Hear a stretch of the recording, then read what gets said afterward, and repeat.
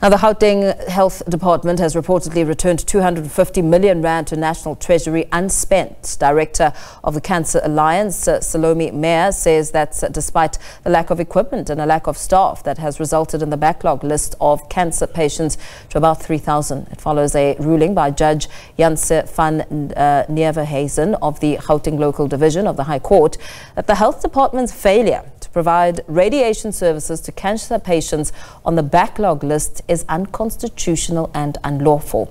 Mayor says they are calling on the Health Department to look at integrated cancer care services to resolve the health challenges.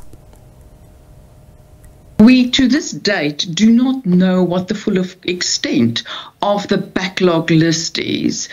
We handed a list of nearly 3,000 patients to the Department of Health and indicated to them that those are the patients on the backlog list that require treatment to this date, and that is why the court have ruled that the backlog list should be updated so that we can actually understand the full extent of this problem. How many patients have in the meantime passed away? How many patients will no longer require any further treatment? Or how many patients will require further treatment?